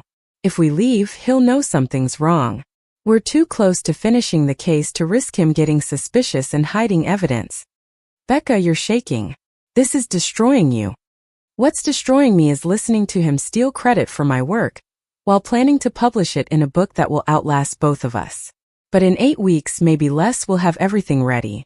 And then I won't have to sit through another one of these dinners pretending everything is fine." We returned to the table and I endured the rest of the reading with a smile frozen on my face. My mother watched me from across the table with an expression that mixed sympathy and resignation. She knew what was coming. She'd made her choice to support me. And now she was watching the final days of her marriage play out in real time, while pretending to be the devoted wife helping her husband prepare his memoir. In mid-November, Jessica called to say we were ready. We had documented evidence of systematic intellectual property theft across 19 projects spanning 20 years. We had testimony from 5 architects whose work had been stolen. We had my father's own strategy document describing his approach. We had my mother's testimony about what she'd known and when. We had comparison analysis from an independent architectural expert showing the similarities between original proposals and final Mitchell development designs. And we had my personal case with the Whitmore, complete with my original drawings, timestamps, and documentation proving I designed the project my father had claimed as his masterpiece. The plan was to file formal ethics complaints with the Georgia State Board of Architects and the American Institute of Architects, simultaneously releasing a comprehensive report to the media detailing the pattern of theft. Jessica had prepared a press release and supporting materials. Marcus had contacted reporters at the Savannah Morning News, the Atlanta Journal-Constitution, and several architecture trade publications. We'd coordinated everything to happen simultaneously on a Monday morning, ensuring maximum coverage before my father's team could mount a defense. The Georgia Historical Society Gala was scheduled for the following Saturday. It was the city's premier event for architecture and preservation, black tie and high profile, attended by every major developer, architect, and city official in the region. My father was receiving the Lifetime Achievement Award for his contributions to historic preservation and urban development. He'd been preparing his acceptance speech for months, planning to use it as promotion for his upcoming memoir. I was supposed to attend as his daughter, to smile from the audience while he accepted accolades for work that included my stolen designs. That gala had been circled on my calendar for months as a milestone to endure. But now, sitting in Jessica's Atlanta office reviewing the final case documents, I had a different idea. "What if we wait until after the gala?" I asked. Jessica looked up from her laptop. "Wait? We've scheduled everything for Monday. Media contacts are expecting the story. Filing deadlines are set. Why would we delay?" "Because Monday morning people read about scandal and accusations. But Saturday night at the gala, in front of everyone who matters in Savannah's development and preservation community, they could see the evidence themselves. They could watch Frank Mitchell accept a Lifetime Achievement Award, while simultaneously learning that Lifetime was built on stolen work." "That's a huge risk," David said. "If anything leaks beforehand, if he gets wind of what's coming, he'll have time to prepare a defense. The whole point of the coordinated release is to prevent that." "I know, but think about the impact. The gala is being live-streamed for members who can't attend. There will be photographers, videographers, social media coverage. If we present the evidence there, in that moment it becomes impossible to ignore or bury. The story isn't just about accusations in a press release. It becomes about Frank Mitchell's public unmasking at the exact moment of his supposed triumph." Marcus had joined us by video call, and now his face filled one of the screens on Jessica's desk. "It would be devastating. The optics would be powerful. But Rebecca, you understand what you'd be doing? You'd be standing up in front of your father, in front of your entire community, and calling him a fraud. There would be no anonymity, no hiding behind lawyers and press releases. You'd be putting yourself directly in the line of fire." "I know, and maybe that's what needs to happen. Because this isn't just about legal complaints and ethics violations. It's about looking the man who stole from me, and from so many others in the eye and saying we're not staying silent anymore. It's about making him face what he's done in front of everyone he's spent decades trying to impress. Jessica was quiet for a long moment, her lawyer's mind clearly working through the implications. We'd need to adjust the timeline. Keep everything ready to file Monday regardless, but prepare a presentation for Saturday that's visual and clear enough to explain the case to a room full of people in a way they can't dismiss. We'd need to coordinate with the gala organizers, or find a way to present the evidence without their cooperation. What if I'm the one who presents his Lifetime Achievement Award? I said slowly. I could ask the organizers if I could introduce my father, say a few words about his career before he accepts the award. They'd see it as touching, a daughter honoring her father. But instead of a glowing introduction, I present the evidence. That's brilliant, Marcus said from the screen. And brutal. But brilliant. David shook his head. That's also incredibly personal. Becca, are you sure? Because once you do that, once you publicly unmask him in front of everyone, there's no relationship left to salvage. Even if he somehow wanted to reconcile eventually, after something like that, the bridge would be permanently burned. The bridge was burned the night he called me a disappointment while accepting credit for my work. I just didn't realize I was ready to walk away from the ashes yet. I looked around the room at the people who'd helped me build this case, who'd believed the evidence and supported the pursuit of truth, even when it meant taking on a powerful man with everything to lose. Let's do it. Let's plan for Saturday. And let's make sure that when Frank Mitchell stands up to accept his Lifetime Achievement Award, everyone in that room knows exactly what that lifetime achieved. The week before the gala, I barely slept. Jessica and I worked on the presentation, creating a visual timeline of the stolen projects with side-by-side comparisons of original proposals and final Mitchell development designs. We prepared statements from the affected architects, short video testimonies that could be played on the gala's screens. We assembled the evidence in a sequence that would be clear and undeniable even to people with no background in architecture, showing the pattern in a way that made coincidence impossible to claim. I called the Georgia Historical Society and asked if I could present my father's Lifetime Achievement Award. The director was delighted, thought it was a wonderful idea for a daughter to honor her father at his moment of triumph. He agreed immediately and added me to the program. My father would have no idea I was planning to speak until I walked onto that stage. On Wednesday, my mother called. Frank told me you're presenting his award on Saturday. He's very pleased. He thinks you've finally come around to appreciating his accomplishments. Mom, you know what's going to happen on Saturday night, right? You understand that I'm not there to honor him? There was a long pause. I know, and I'll be in the audience watching. I've already packed a bag and arranged to stay with my sister afterward. I won't be going home with your father that night or any night after. 40 years is long enough to live with a man's lies. I'm sorry. I know this is destroying your life too. No, sweetheart. Your father destroyed my life when he turned our marriage into a performance and our family into props for his reputation. You're just finally showing everyone what's been true all along. I'm proud of you. Terrified for you, but proud. Saturday evening arrived cold and clear. The Telfair Museum glowed with light, its historic columns wrapped in elegant decorations for the gala. I arrived with David, both of us in formal attire, me in a dark blue gown that felt like armor. We checked in, received our table assignment, and made our way through the crowded reception where Savannah's elite mingled with drinks and small talk. My father held court near the bar, surrounded by admirers and colleagues. He wore a custom tuxedo and his most politician-ready smile, working the room like he'd already won the award and was accepting early congratulations. When he saw me, he waved me over. Rebecca. David. Glad you made it. Big night for the Mitchell family, eh? Wouldn't miss it, Dad. The words tasted like metal in my mouth. I'm looking forward to your introduction. Keep it brief though, will you? I want most of the time for my acceptance speech. I've got some important announcements about the memoir and future projects. Don't worry. I'll make sure everyone remembers tonight. He clapped me on the shoulder, completely missing the double meaning in my words, and returned to his admirers. David and I moved to our assigned table near the front. My mother sat 3 tables away with my father's colleagues, catching my eye once with an expression that mixed fear and resolve. The dinner portion of the evening passed in a blur. I couldn't taste the food, barely heard the conversations around me. David kept his hand on my knee under the table, that familiar pressure that meant breathe, I'm here, you can do this. At the table behind us, I noticed Richard Caldwell and several other Mitchell Development executives, all dressed for a celebration that was about to become a catastrophe.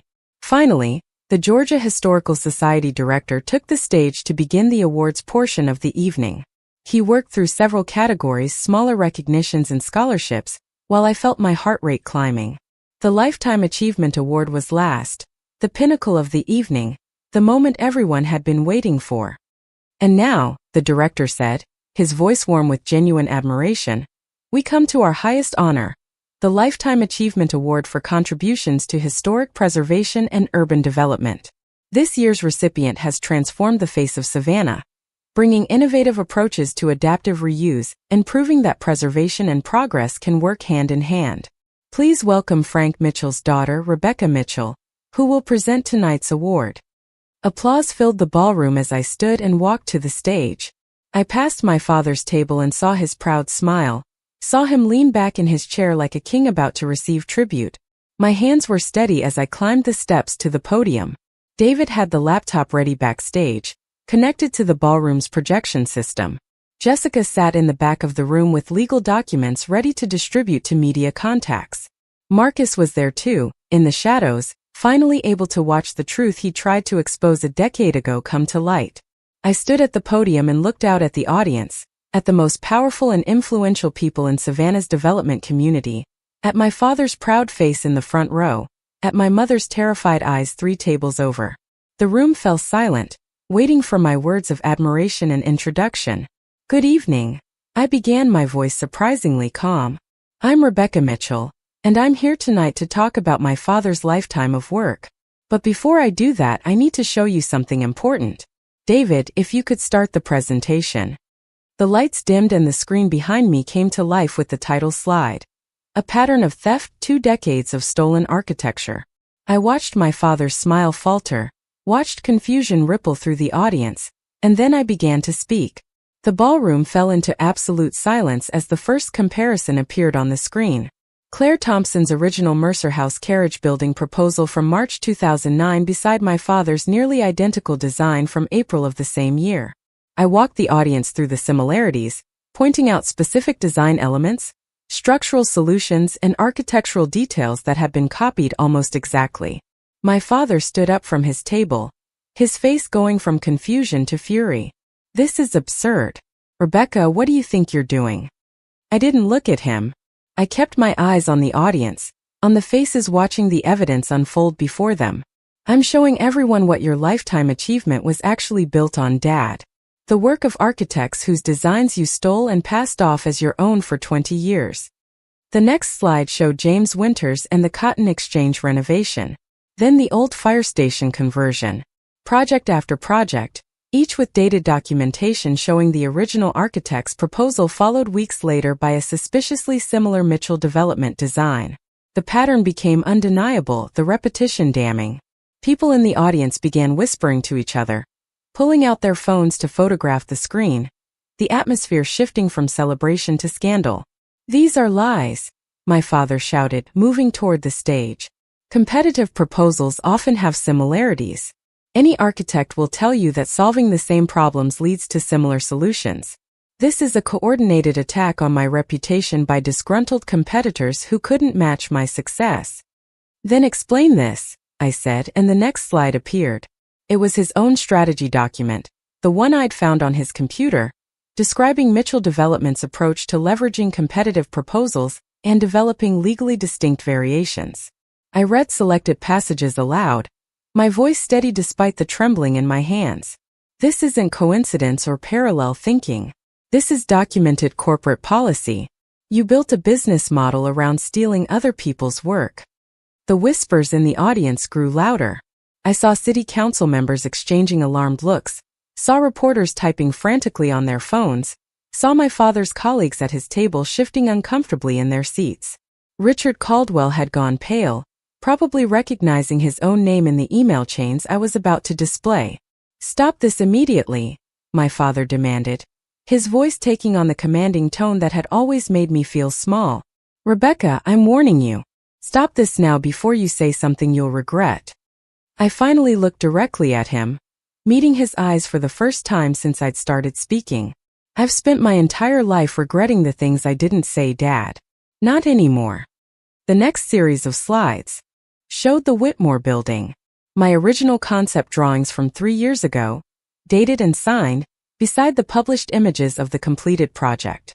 Every major design element matching, every innovative solution identical because they had all come from my mind, my work, my 18 months of intensive design development.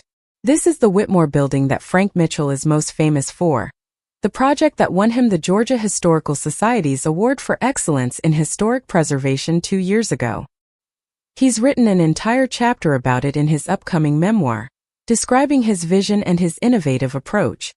I paused, letting the images speak for themselves. I designed this building. Every structural solution, every preservation technique, every detail you see here came from my work. And my father submitted my design as his own, accepted awards for my achievements, and built his reputation on my stolen work.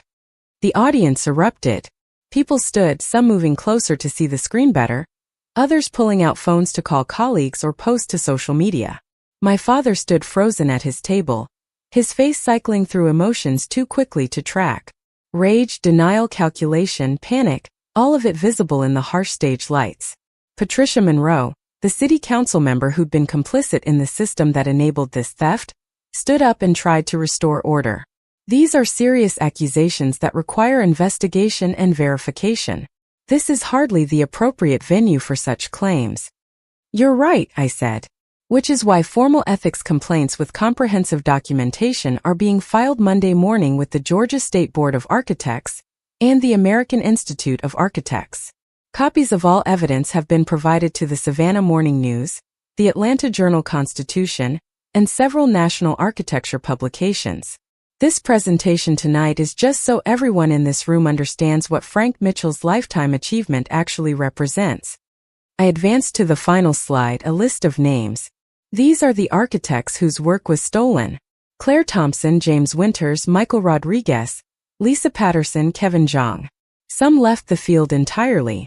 Some rebuilt careers elsewhere. All of them had their best work taken by a man with more power and fewer scruples, and they were silenced by a system that protected reputation over truth. Tonight, on behalf of all of them and on behalf of myself, I'm saying we won't be silent anymore. The room exploded into chaos. Reporters rushed toward the stage with questions. City officials clustered together in urgent conversations. My father's table emptied as his colleagues distanced themselves physically from the unfolding scandal. Richard Caldwell was already on his phone, presumably calling lawyers. My father himself finally moved, not toward me but toward the exit, his shoulders hunched in a way I'd never seen before. The commanding presence that had dominated every room he entered seemed to collapse in on itself. My mother rose from her table and for a moment I thought she would follow him, decades of habit pulling her toward her husband. But instead, she walked to where I stood at the edge of the stage. "You did it," she said quietly, taking my hand. "You actually did it. I'm sorry, Mom. I'm sorry for what this means for you." She shook her head, tears streaming down her face but a strange peace in her expression. "Don't apologize. For the first time in 40 years I don't have to pretend anymore. That's worth whatever comes next." David appeared beside us, creating a protective barrier as reporters pressed closer with cameras and microphones. Jessica Chun materialized from the back of the room, all business, directing media questions to the official press release and refusing to let anyone corner me for impromptu interviews. Marcus Webb stood near the bar, watching the chaos unfold with an expression of profound relief. When our eyes met across the room, he nodded once, a gesture of respect and acknowledgement. The truth he tried to expose 10 years ago at the cost of his career was finally being heard, finally being taken seriously, and the vindication was written clearly on his face. The Georgia Historical Society director managed to restore some semblance of order, announcing that the remainder of the evening was canceled and asking people to please exit in an orderly fashion. But orderly was impossible. The scandal was too fresh, too shocking, too perfectly timed to be ignored. People clustered in groups throughout the ballroom, rehashing what they just witnessed, pulling up the evidence on their phones, calling colleagues who hadn't attended to spread the news.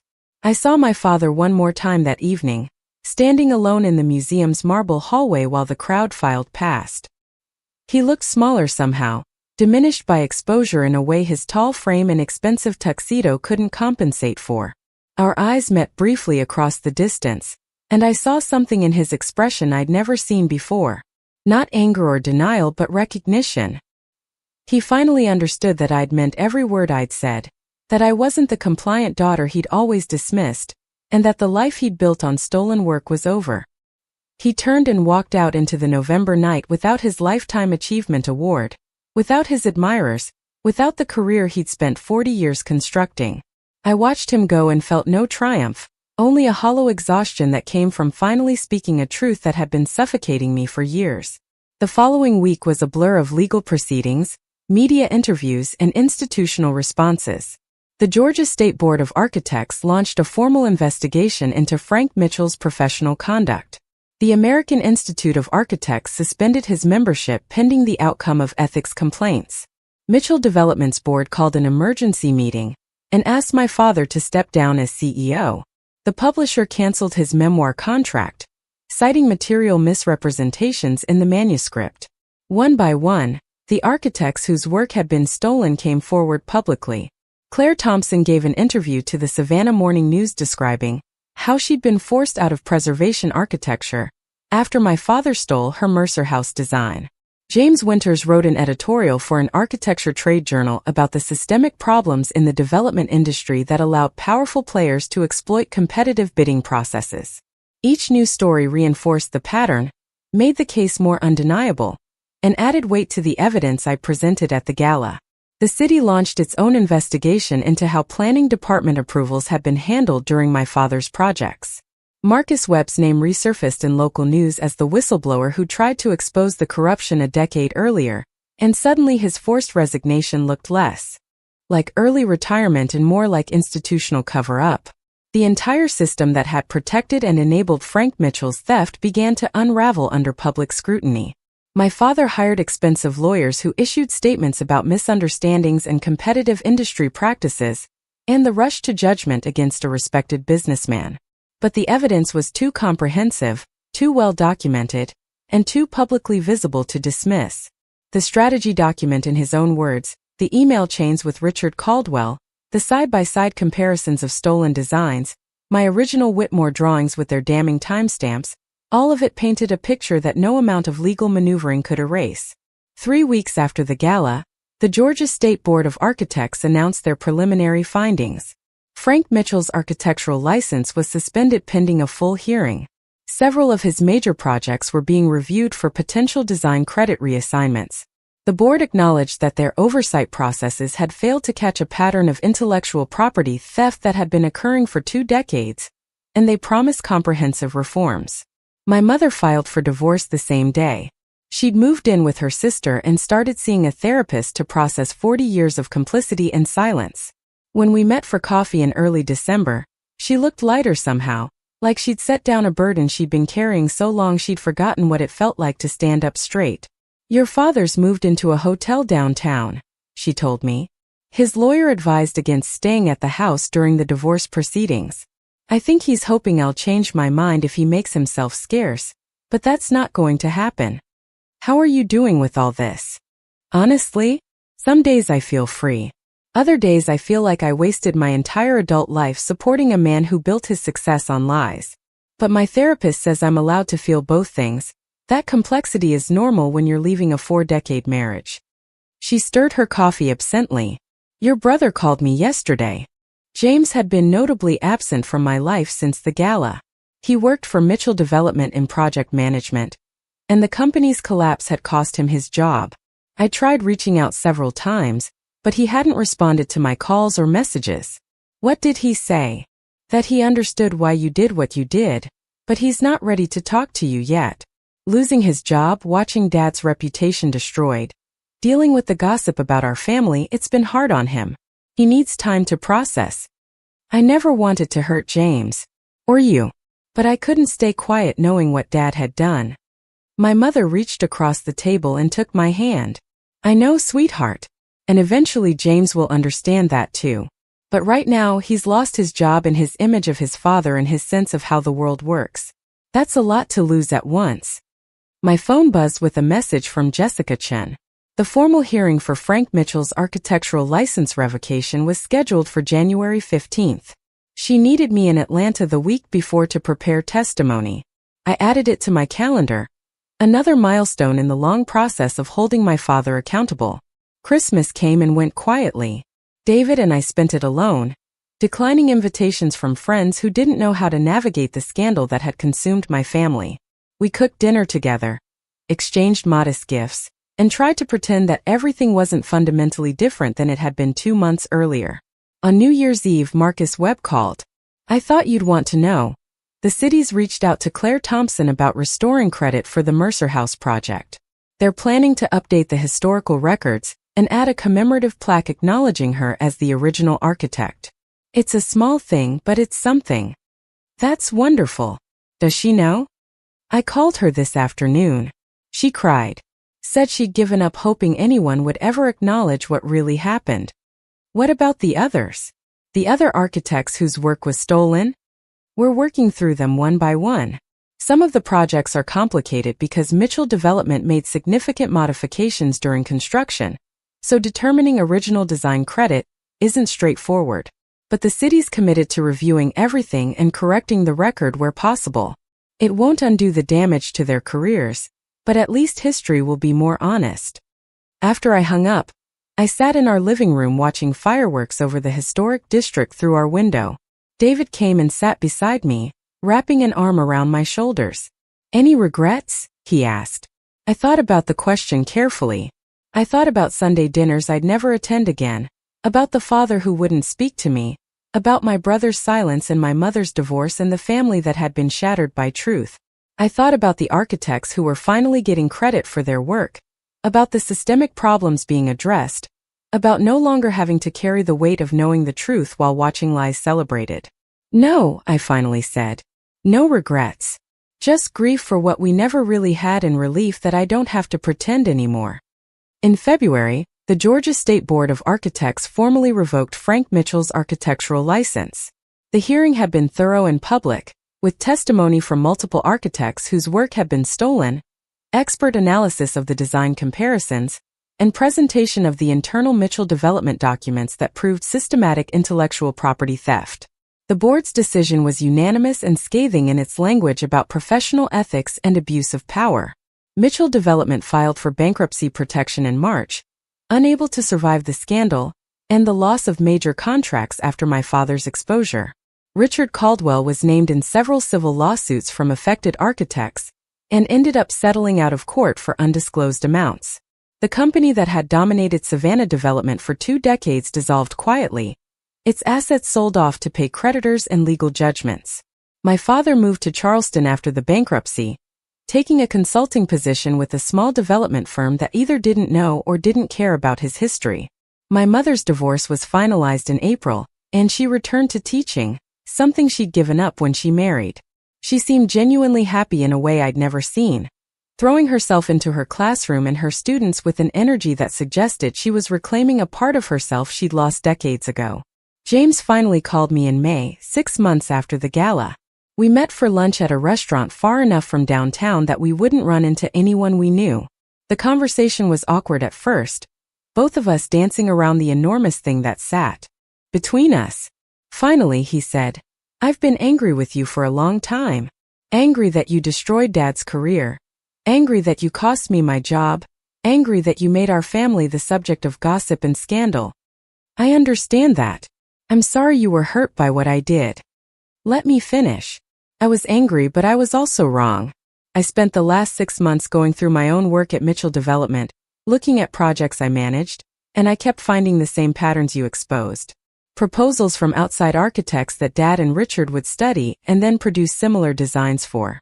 I saw it happening, and I told myself it was normal competitive practice because that's what I needed to believe to keep working there. But it wasn't normal. It was theft, and I was part of the machinery that enabled it. He looked older than his 35 years, worn down by unemployment and revelation and the weight of complicity. "I got a new job last month, working for a preservation firm in Atlanta. Clean slate, honest work, no connection to Dad or his reputation. And I realized that you gave me that opportunity by forcing the truth out. If you'd stayed quiet, I'd still be at Mitchell Development building my career on Dad's stolen work. So I'm calling to say thank you, even though it took me half a year to get here. We talked for 2 hours, rebuilding something between us that wasn't the same as what we'd had before but was maybe more honest. He told me about his new job, about his wife's relief at leaving Savannah's gossip behind, about his kids who were too young to understand why Grandpa Frank wasn't around anymore. I told him about the cases still working through the legal system, about architects who were finally getting recognition, about the institutional reforms being implemented to prevent future theft. When we parted in the parking lot, he hugged me tight and whispered, "You were braver than I could have been. I hope someday I can be that brave too." In June, almost a year after that Sunday dinner when my father called me a disappointment, the city unveiled a new plaque at the Whitmore Building. It read, "Designed by Rebecca Mitchell, Preservation Architect." This adaptive reuse project represents excellence in historic preservation and architectural innovation. They'd invited me to the ceremony, along with Marcus Webb and several of the other architects whose work had been stolen and was now being properly credited. The mayor gave a speech about transparency and integrity in development. The Georgia Historical Society director, who'd been mortified by the scandal at their gala, spoke about the importance of accurate historical records. When they asked if I wanted to say anything, I kept it brief. This building almost died 20 years ago. I spent 18 months of my life figuring out how to save it, how to honor its history while making it useful for the future. Seeing my name finally attached to that work doesn't erase the years when it wasn't, but it means something. It means the truth eventually matters more than power. It means silence doesn't have to be permanent. And it means that the next young architect who creates something brilliant won't have to watch someone else take credit for it, at least not without consequences. David stood beside me in the small crowd, his hand finding mine as we looked up at the building I'd saved and the plaque that finally told the truth about who'd saved it. My mother was there too, standing with Marcus and Claire Thompson and the other architects who'd been vindicated by exposure. My father wasn't invited and wouldn't have come anyway. After the ceremony, I stood alone for a moment in front of the Whitmore Building, looking up at the restored facade and the windows that showed the preserved tin ceilings inside. Every detail exactly as I'd envisioned it 3 years ago when everyone said it was too expensive, too difficult, impossible. I'd proven them wrong by doing the work, by solving the problems, by caring enough to save something worth saving. The building would stand for another century at least, maybe longer. Long after everyone involved in the scandal was gone, long after my father's name was forgotten or reduced to a cautionary tale, this building would still be here. And now, finally, it would stand as evidence not of Frank Mitchell's vision but of mine. I thought about legacy, about what we leave behind, about how stories get told and retold until they become history. My father had tried to build his legacy on stolen work, on other people's achievements claimed as his own. He'd wanted to be remembered as a visionary, celebrated in books and plaques and award ceremonies.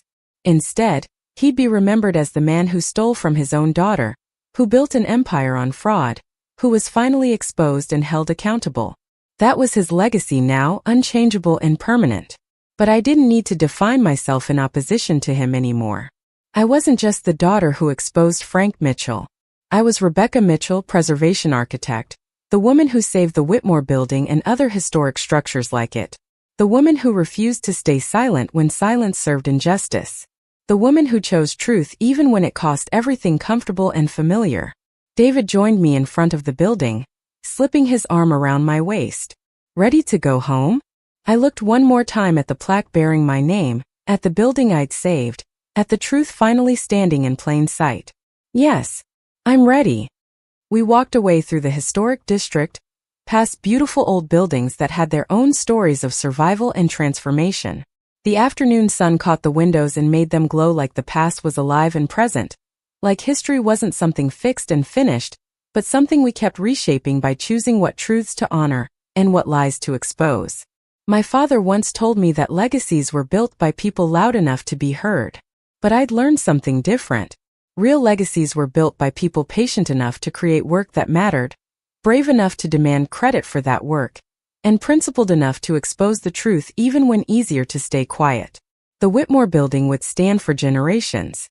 And now, finally, it would tell the right story. Up next, you've got 2 more standout stories right on your screen. If this one hit the mark, you won't want to pass these up. Just click and check them out.